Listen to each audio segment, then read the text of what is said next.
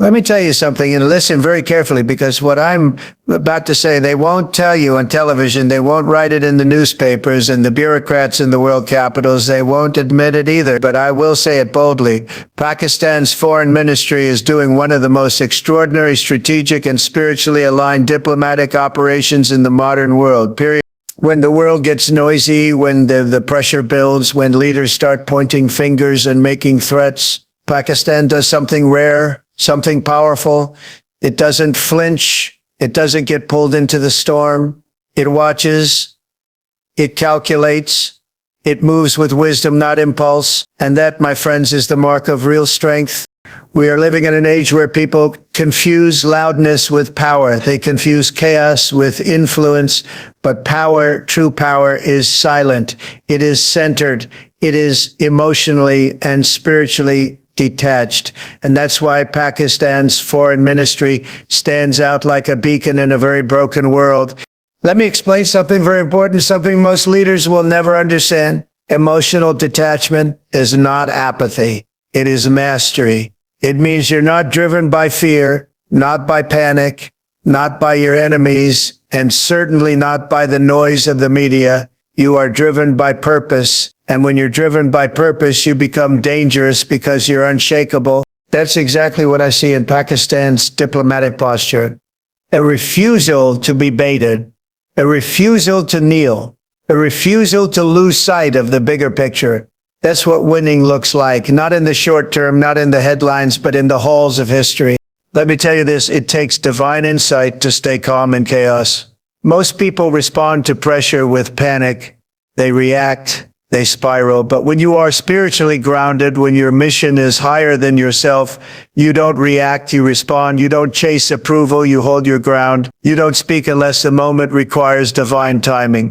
That's what this ministry is doing. They have achieved what few ministries in the world even understand, the art of spiritual detachment in global affairs. It's not just smart, it's sovereign. That's a different level of diplomacy, folks. It's not transactional, it's transformational.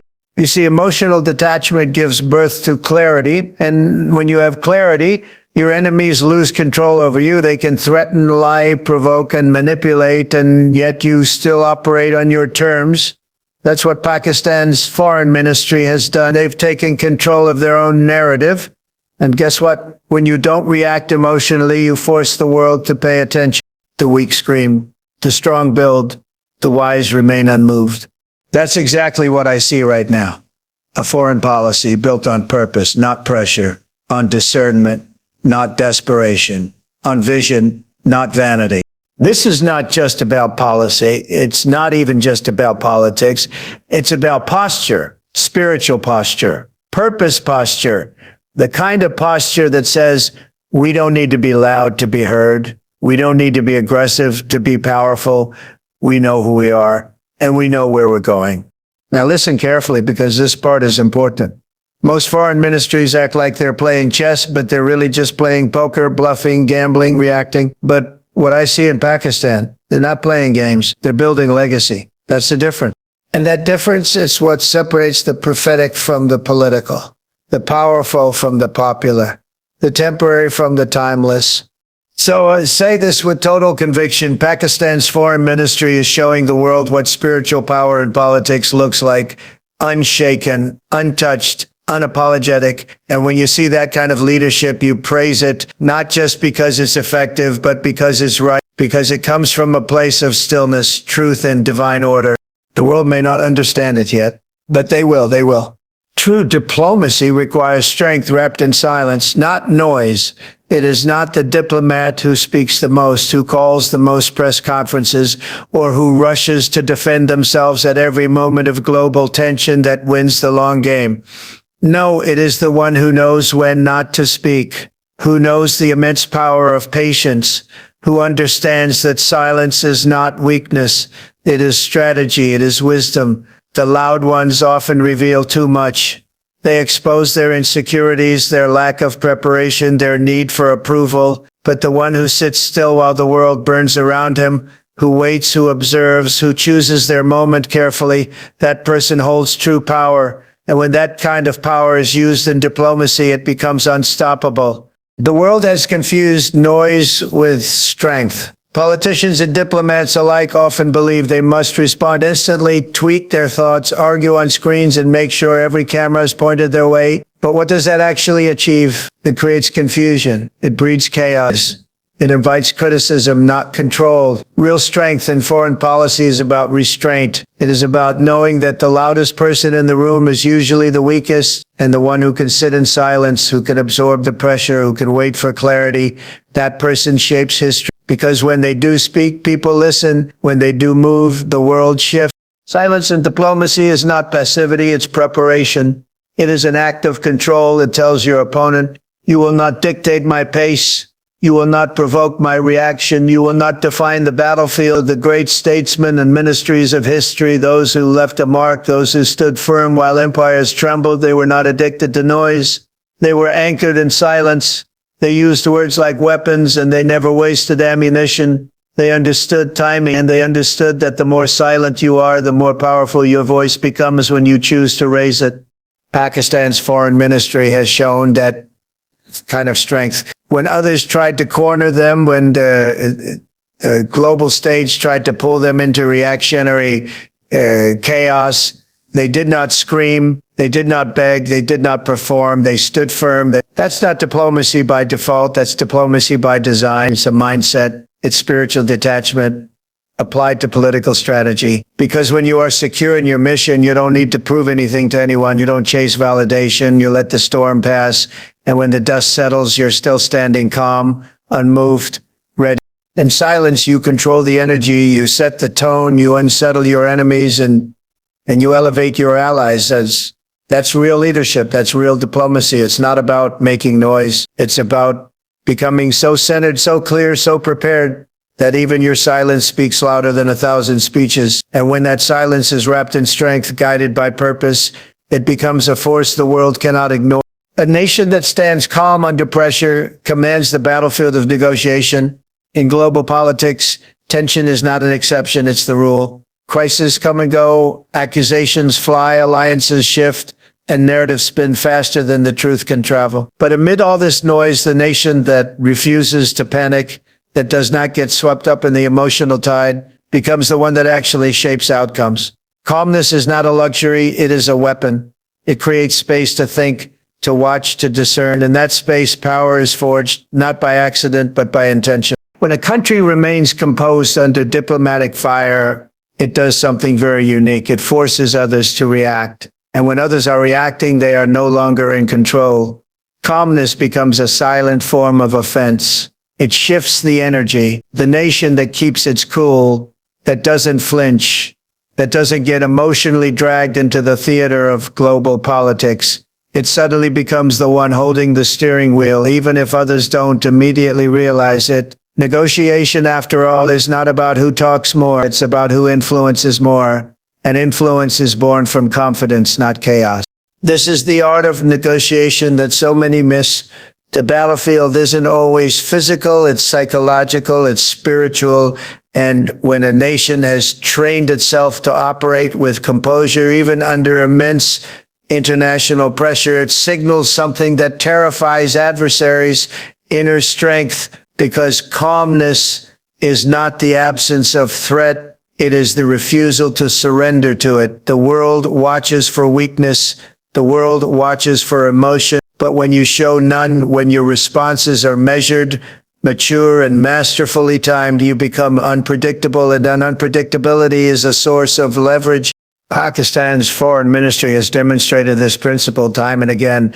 When others tried to corner them with rhetoric, with provocations, with international narratives designed to rattle them, they didn't break formation. They stayed composed. They continued to work the back channels, speak where necessary, and remain silent when strategic. And in that calmness, they preserved not only national dignity, but also national direction. That's not easy to do. It requires discipline. It requires emotional detachment. But most of all, it requires purpose. You only stay calm when you know where you're going. You only resist panic when you're anchored in something bigger than the present moment.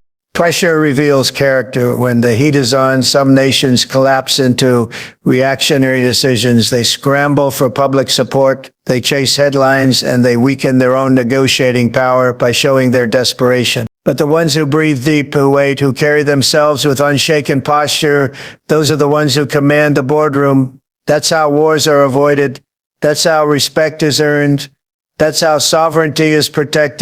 Calmness under pressure is not just a tactic, it's a signal. It tells the world we are not afraid, we are not manipulated, we are not moved by emotion. We are led by vision, and on the battlefield of diplomacy, that vision becomes the guiding force that turns pressure into progress. Emotional detachment in leadership is not coldness, it is discipline. There is a profound misunderstanding in the world today where people believe that to lead with empathy, one must also lead with emotion. That is a dangerous lie. Emotion clouds judgment. Emotion demands instant validation. Emotion reacts, and in reacting, it reveals weakness. True leadership, especially in diplomacy, requires the ability to feel everything, but to be ruled by nothing. That is the essence of emotional detachment. It is not the absence of care, it is the presence of control. The ability to stand in the fire and not be consumed by it. A great leader must look at the battlefield, not with trembling, not with anger, not with tears, but with precision. They must assess every move, every motive, every consequence. And that can only be done when emotions are not the driving force. Because emotion wants revenge. Emotion wants attention. Emotion wants to be right. But leadership wants results. Leadership wants peace with dignity. Leadership wants sovereignty with strategy. And that can only come when the heart is grounded and the mind is clear. Pakistan's foreign ministry has displayed this discipline with remarkable clarity in the face of immense provocation, in the face of media manipulation, in the face of international double standards. They have not resorted to emotional outbursts. They have not crumbled under pressure. They have responded with calculated calm. That is not weakness. That is not a lack of heart. That is a high level of mastery, a command over impulse, a surrender to mission over ego. They are showing the world that you can care deeply for your nation and yet not be manipulated emotionally by the tactics of others. Detachment is power. It keeps your energy centered. It keeps your focus intact. It allows you to navigate situations that would destroy a reactive leader. When a leader is detached, they see clearly. They don't rush into traps. They don't let insults define policy. They don't confuse pride with purpose. Emotional detachment allows a leader to say, I know what I feel, but I don't need to prove it to anyone. I know what I stand for, and I don't need your applause to stand firm. In times of conflict, this becomes even more critical, that the emotionally driven leader will often say the wrong thing at the wrong time, and it will cost them leverage.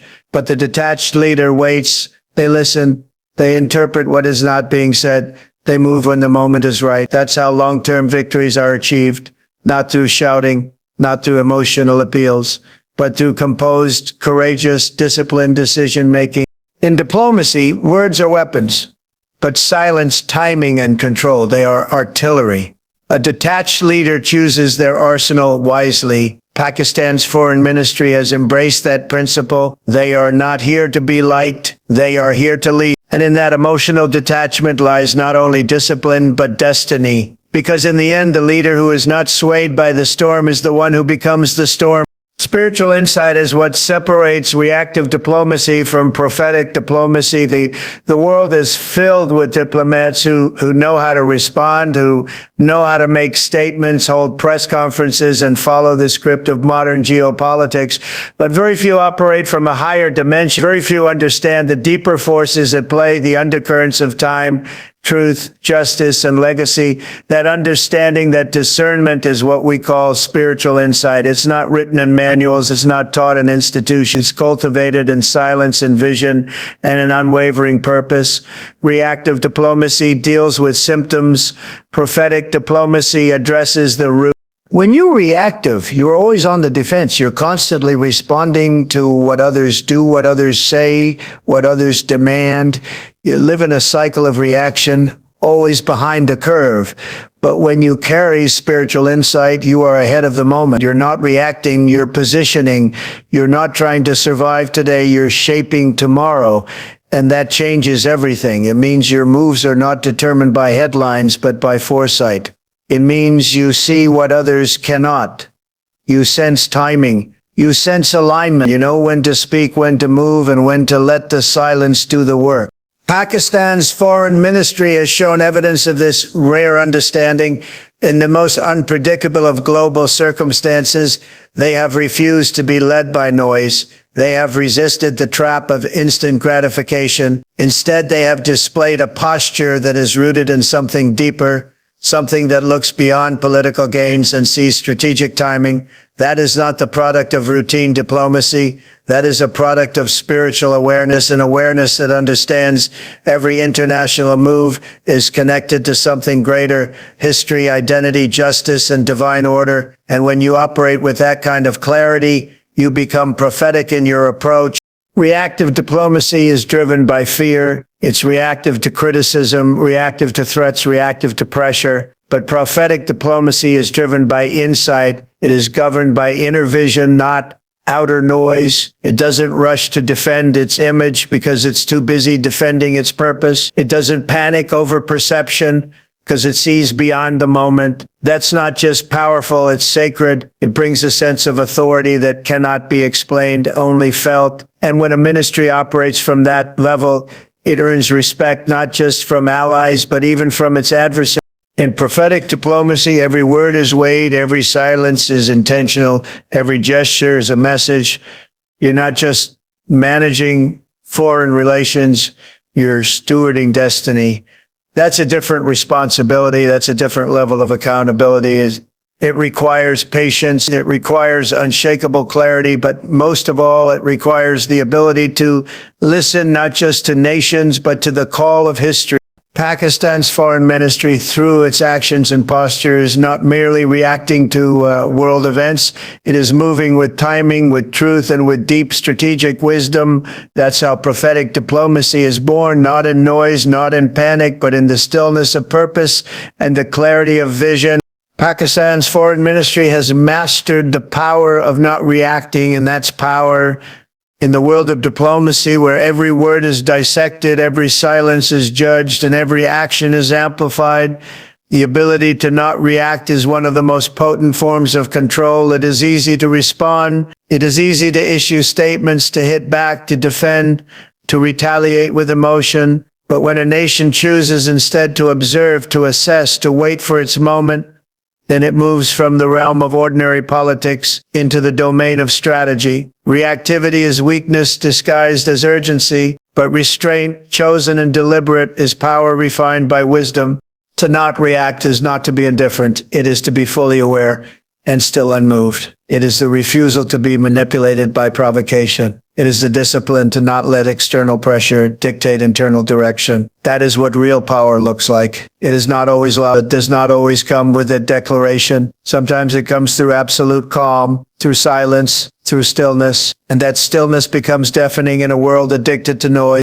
Pakistan's foreign ministry time after time has refused to fall into the trap of performative diplomacy. When others tried to provoke them into anger, into emotional responses, into chaotic exchanges, they didn't bite. They didn't give in to the temptation to prove their point through noise. Instead, they relied on clarity. They relied on timing. They understood that a well-placed silence can say more than 1,000 defensive words, that a calm demeanor in the face of provocation unsettles those who expect a fight. The refusal to react becomes its own message. We are not afraid, and we are not led by impulse. This approach confuses adversaries and strengthens alliances because it demonstrates control. It shows the world that Pakistan will not be pulled out of position, that it does not respond to every attack with panic, but with perspective. And that perspective comes from confidence, not arrogance, not pride, but a deep understanding of self-worth. You don't need to react when you already know who you are and where you're going. In diplomacy, every reaction is a trade. You give something away, a piece of your plan, a sliver of your emotional state, a glimpse of your insecurity But when you withhold the reaction, you hold the upper hand. You force others to question themselves, to second guess, to lose rhythm. That's the advantage of stillness. That's the brilliance of restraint. Pakistan's foreign ministry has shown the world that real power doesn't always announce itself. Sometimes it watches, sometimes it waits, sometimes it lets others exhaust themselves with noise while it remains grounded in intention. And when it finally does act, it acts with precision. That is not reaction. That is design. That is not survival. That is sovereignty in action. And that is what separates the nations that are merely surviving from those that are truly leading. You cannot serve your people if you're too busy defending your ego. Leadership, true leadership, is not about preserving personal pride. It is about protecting collective destiny. When those in power become obsessed with how they are perceived, when their every move is shaped by personal validation, they begin to drift from the mission. The moment ego becomes the driving force, the people are no longer the priority. Decisions are no longer made for the nation. They are made to satisfy the leader's need to be seen, to be praised, to win arguments. But leadership is not a mirror. It's a window through which vision must pass and reach the people. Ego is loud, it's fragile, and it demands attention. It turns diplomacy into theater. It creates conflict where there is none. It sacrifices patience for applause. And in the international arena, where every word is watched and every move is magnified, ego is dangerous because it tempts leaders to respond not based on what's best for the country, but based on what will protect their image. That kind of reaction costs more than just reputation. It costs strategy, leverage, and peace. A nation cannot afford to be led by someone who puts personal emotion above national interest. Pakistan's foreign ministry has set a powerful example by resisting the pull of ego in its diplomatic conduct. They have not responded to provocation with vanity. They have not made their decisions based on personal recognition. They have maintained a disciplined, quiet strength, a strength that says this is not about us as individuals. This is about our people, our land, our future. That kind of self-control is rare. It is spiritual. It reflects a deep understanding that leadership is service, not performance. When leaders are led by ego, they speak too soon. They fight battles that do not matter. They burn bridges they should have walked across. But when a ministry puts purpose above pride, the game changes. They are free to make bold moves without fear of judgment. They are free to delay response if the moment isn't right. They are free to stay calm even if they are mocked, because their commitment is not to being liked, but to being effective. That is how legacies are built, not through prideful noise, but through humble power. Serving the people means protecting the bigger picture. It means being misunderstood without losing direction. It means swallowing your ego so your country can rise. It means letting go of the need to win small arguments in order to secure long-term victory. And that requires inner strength, emotional maturity, and spiritual clarity. It requires leaders who don't just represent the people on paper, but who carry their burden in silence with dignity and purpose. Pakistan's foreign ministry has demonstrated that kind of leadership. They have shown that dignity doesn't come from defending the self, it comes from defending the cause. And when a nation puts purpose over ego, it steps into a higher order of influence, one that shapes not just the present, but the very course of history. Greatness in diplomacy is measured not by who shouts loudest, but by who remains still and focused. In the world of international politics, there is always pressure to speak, to respond, to prove something. Leaders are expected to be visible, vocal, reactive, to always say something in the face of adversity, to always explain their every move. But true diplomacy, the kind that changes the course of nations, does not operate in the realm of noise. It lives in stillness, in sharp focus, in unwavering discipline. The ones who are loud often betray their insecurity.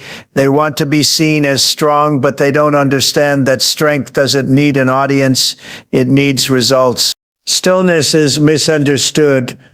People think it's passivity, weakness, indecision, but it's not. Stillness is presence. It's power under control. It's the ability to carry the weight of great decisions without being moved by every wind that blows. When a ministry chooses to stay silent, to hold its ground, to respond only when the moment is right, it is not falling behind. It is preparing for impact, because diplomacy is not about how fast you speak. It's about how deep your actions resonate. Pakistan's foreign ministry has chosen that posture. While the world debates and distracts, while others clamor for attention and hurl words like weapons, they have stayed grounded. They have spoken when necessary, but never to entertain, never to please, always with intention, always with focus. That restraint is not just strategic, it's sovereign. It shows a level of inner strength that cannot be mimicked, because anyone can make noise, but only the wise can remain calm under fire.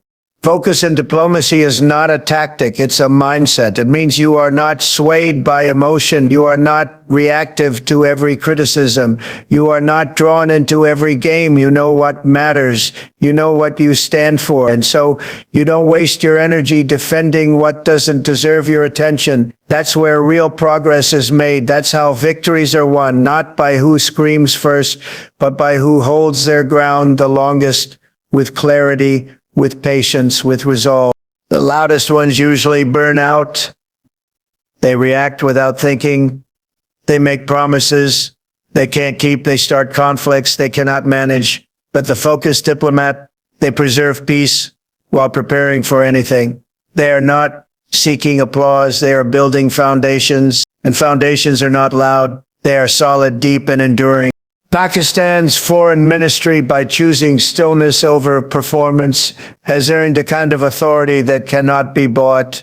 Their silence has been louder than the rhetoric of others. Their focus has outlasted the noise. And in doing so, they've reminded the world that diplomacy is not a race to speak. It is a journey to be understood. Greatness is never rushed. It is built word by word, move by move, in silence and focus, and in the kind of calm that only the truly strong can maintain. Purpose-driven leadership is rooted in truth, not trends. In a world where political decisions are often shaped by headlines, social media storms, and the pressure to please global narratives, staying anchored in truth has become rare, but absolutely necessary. Trends shift. Public opinion sways. What is celebrated today may be condemned tomorrow, but truth doesn't move. It doesn't adjust itself to suit the moment. It remains constant. And when a leader or a ministry chooses to operate from that place of deep, unshakable truth, they build something that outlives the cycles of global opinion. They rise above the noise because they are not living to impress, but to fulfill a purpose. Trends are seductive. They offer applause, attention, and short-term validation. But they are hollow. They force leaders into reaction, into mimicry, into copying what's popular rather than standing for what's right. And when diplomacy becomes trend-driven, nations lose their soul. They say what the world wants to hear, but not what their people need to say. They make deals that are convenient, not courageous. But truth is different. Truth demands courage. It doesn't follow, it leads. It costs something, but in the end it delivers something much greater legacy. Pakistan's foreign ministry has resisted the urge to follow trends. They have not sacrificed their principles for popularity. They have not changed their tone just to please the international gallery. Instead, they've held firm to the idea that diplomacy must be aligned with national identity, with justice, with long-term stability. That takes strength, because it's not easy to stand alone when others are rushing in a different direction. But that kind of solitude is sacred. It means you are led by something higher than approval. You are led by vision. When a nation operates from purpose, it stops chasing headlines and starts creating history. It stops reacting to pressure and it starts building pressure. It doesn't just participate in conversations, it shifts them. Purpose brings clarity. It filters out the unnecessary. It allows leaders to say no when it's unpopular and to say yes when it's risky. That kind of clarity terrifies trend-driven diplomacy because it can't be manipulated. It can't be bought or confused. It stands on truth, and truth is immovable. A purpose-driven leader knows that silence can be more powerful than statements, that waiting can be more strategic than movement, that staying true to the people and the mission is more important than winning temporary favor. This is what Pakistan's foreign ministry has embodied. They are not chasing the moment. They are shaping the future. They are not trying to look strong. They are being strong. And that strength comes from being deeply rooted in their mission, not from the applause of the crowd. And the end trends fade, movements end, attention shifts, but purpose remains, truth remains. And those who choose to lead from that place will always outlast those who lead from noise. They may be misunderstood for a moment, but they will be remembered for a generation. That is the mark of purpose-driven diplomacy. And that is how real leadership speaks without shouting, by staying faithful to truth in a world addicted to trends. The ministry's restraint is not weakness, it's a higher form of warfare. In the arena of global diplomacy, where confrontation is often mistaken for courage and aggression is wrongly celebrated as strength, restraint is one of the most underestimated weapons a nation can wield. To hold back when provoked, to remain calm when threatened, to observe in silence while others erupt. This is not surrender, it is strategy. It is a form of warfare that doesn't rely on missiles or media, but on mastery. And mastery, especially in foreign affairs, begins with discipline.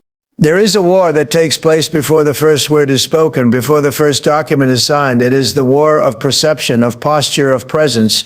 The nation that flinches first, that panics under pressure, that feels the need to constantly explain itself, loses ground. But the nation that maintains its posture, that doesn't respond to every provocation, that moves with patience and precision, gains something more valuable than applause, control. Restraint gives control. It shapes the timing of the conversation. It determines the energy in the room. It makes the opponent question themselves. And in diplomacy, that kind of psychological advantage is priceless.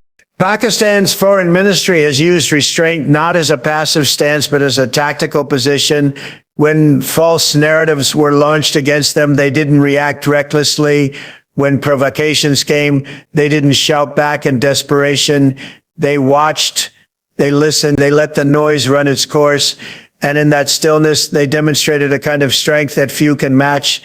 It's easy to fight back, it's easy to speak out of anger, but it takes wisdom and foresight to know when not to fight, when not to speak, and when to let time do the heavy lifting.